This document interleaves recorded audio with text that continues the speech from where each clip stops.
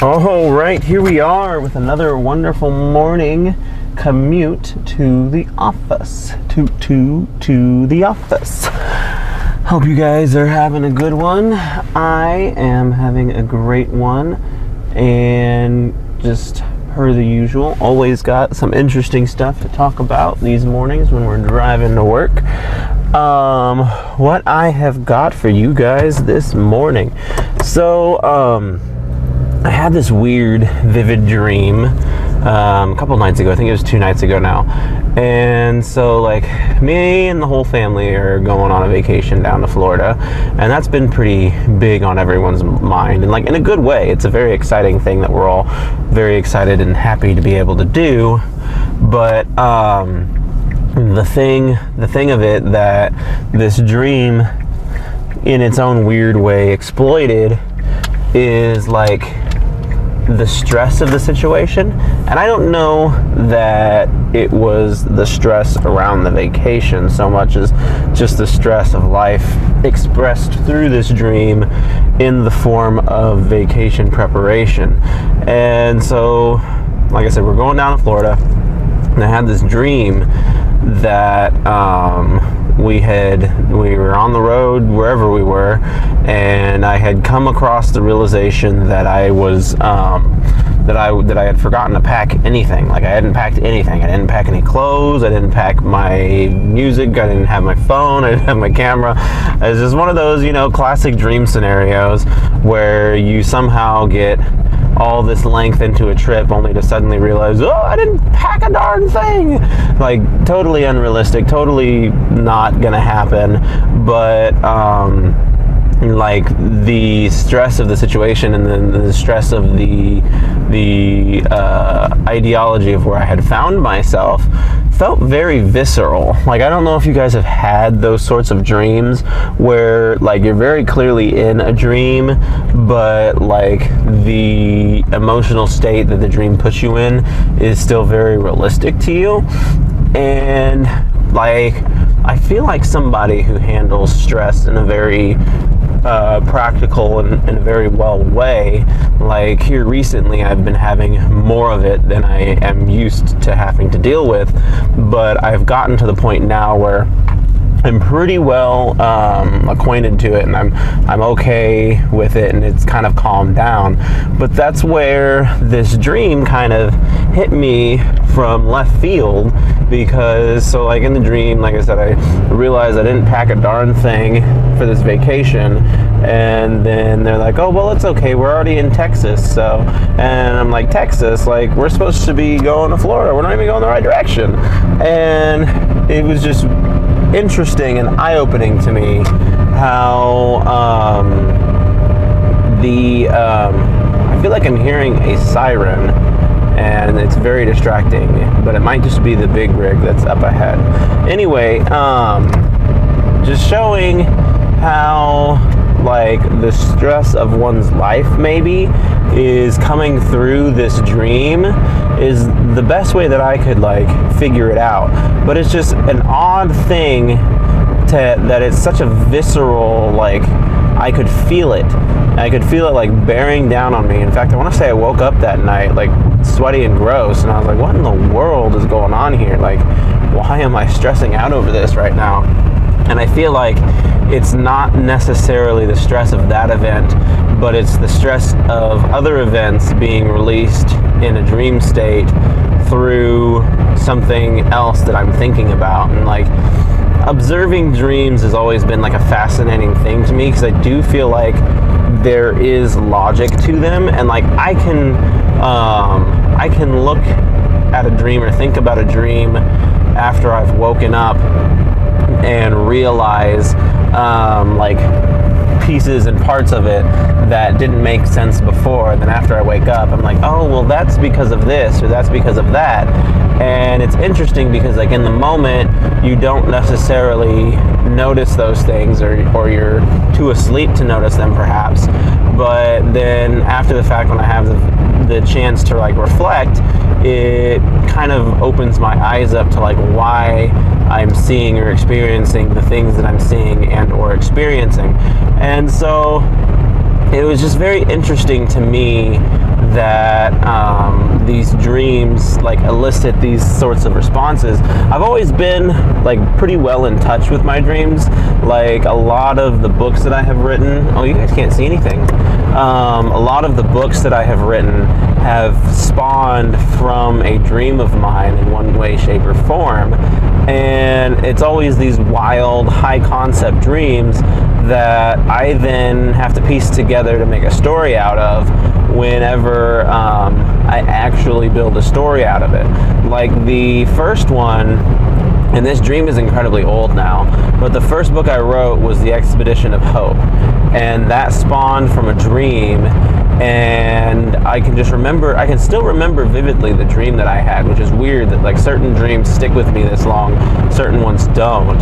But I can remember very vividly this dream that I had that there was just this old man on this spaceship who had this terrible secret that he was hiding from everybody.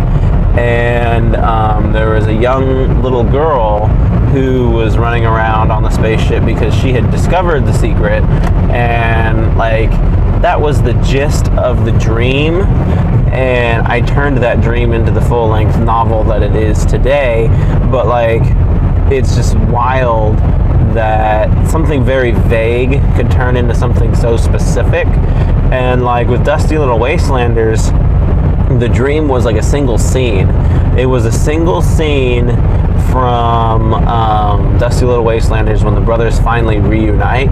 The reunited scene, however you want to word that, when the brothers finally reunite, that was the scene that I had dreamt about.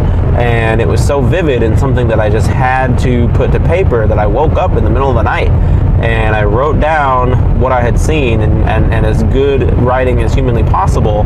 And then I went back to bed, and when I woke up, I expanded upon the concept. So at any rate,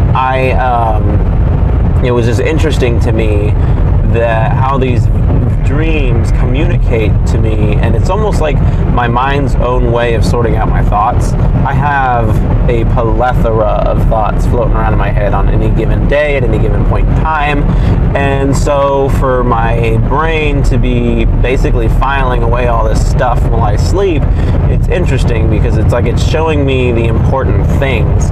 And it really is interesting to see like how one's brain thinks, because obviously we're all different, but like I can have something that is like very important on my mind like in that moment, and then when it comes time for me to enact upon it, it will be hidden behind like a barrier of other priorities.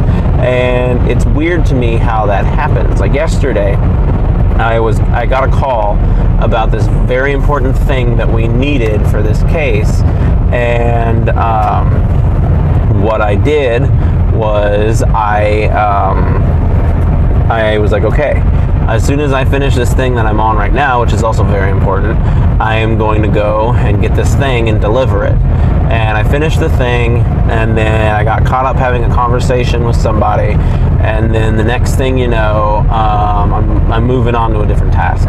And I sit down to do that other task, and then it just clicks in my brain like, hey, you never did go and pick that thing up. And so now I'm running around, because it's been 20 minutes since I told them I was going to pick it up. I'm now running around, grabbing this box, delivering it to where it needs to be delivered to, or whatever. And it's just wild to me how quickly my brain, at least, can file away something that important, and then like I can usually rely on it to bring it back to the forefront. But if I don't, like at the second time around, if I don't write it down or just do it, then I'm in trouble. And it's interesting because like I feel like everybody functions differently, and like I understand how my brain functions, and I know how to work around its dysfunction, if you will. But I also understand, let's see here, I also understand several other things about the functionality of like myself. And so it's like I would like to understand, or I'd like to know if that is something that extends to everybody. Does like everybody know their own psyche that well and know how to play their psyche to their own benefits? Or is that like a unique thing that only certain people know, and some people struggle mightily to get there? I don't really know, obviously, because I don't have these sorts of conversations every day with just any old Joe Schmo, and so I don't really know how our self-awareness really works.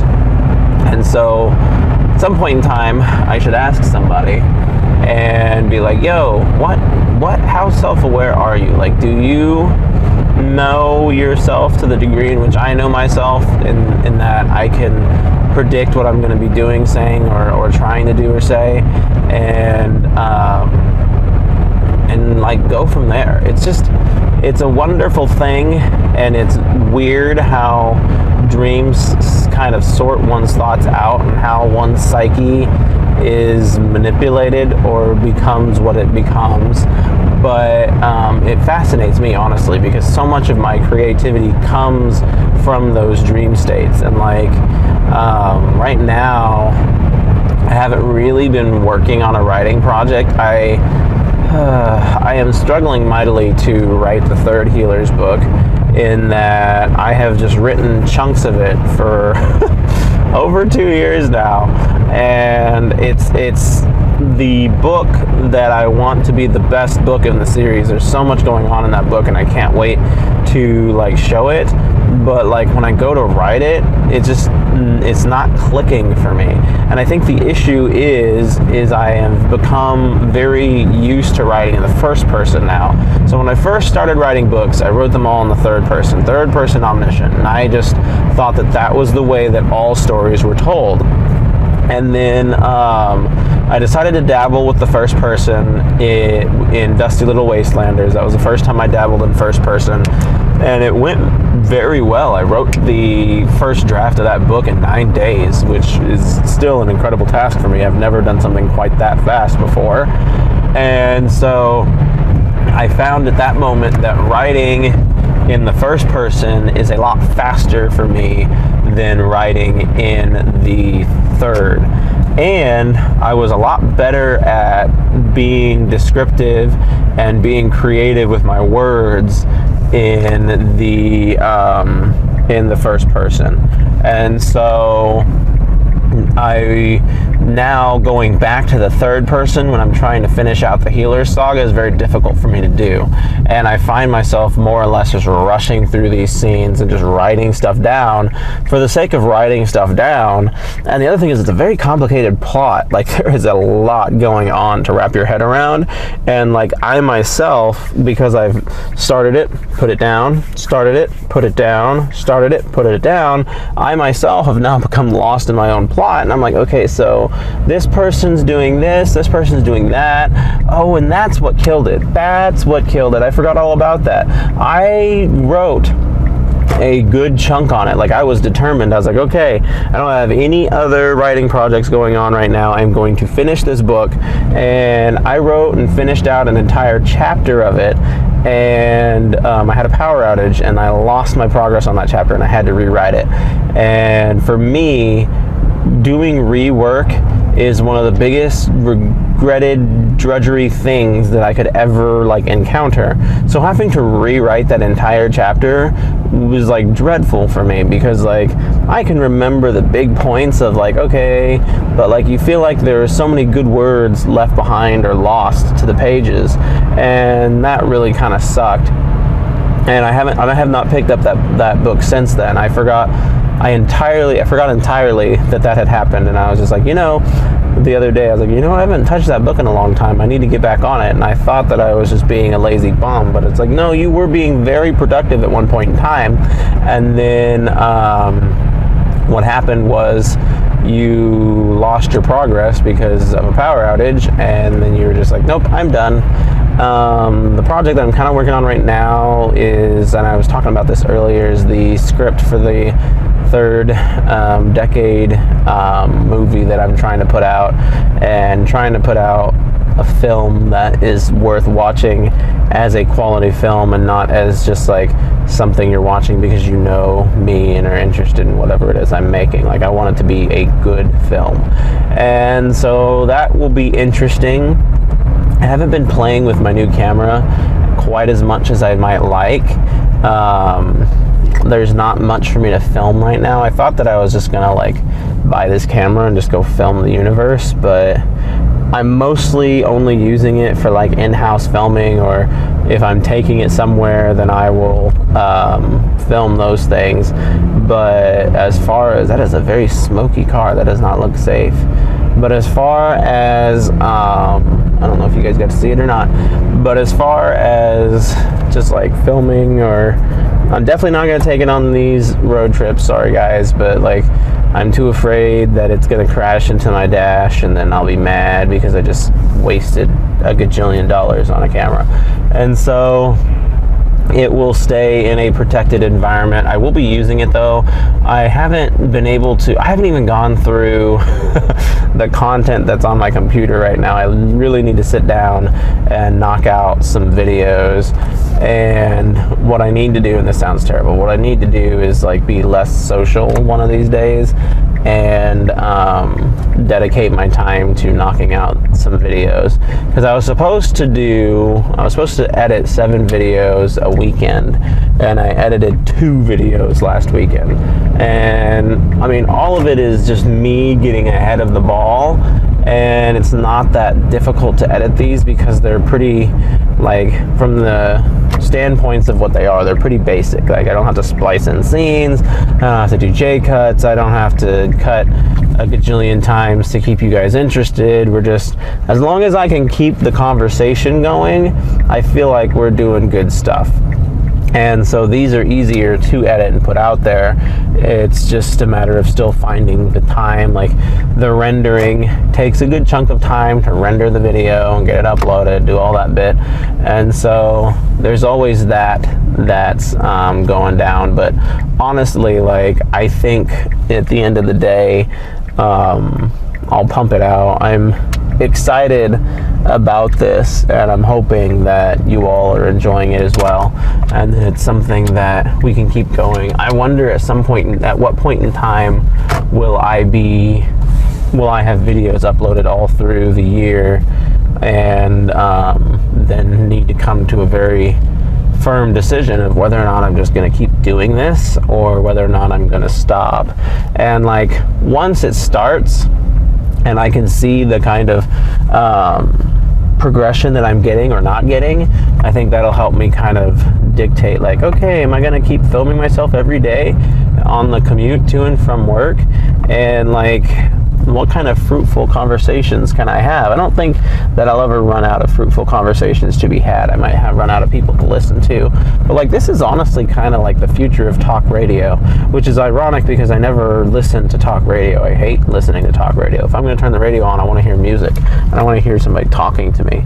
But it is a very popular concept, and there's a lot of people out there who do listen to talk radio, and that's what I feel like Spotify, but all these podcasts and like audiobooks and all that kind of stuff, I think it really is just like the future of talk radio.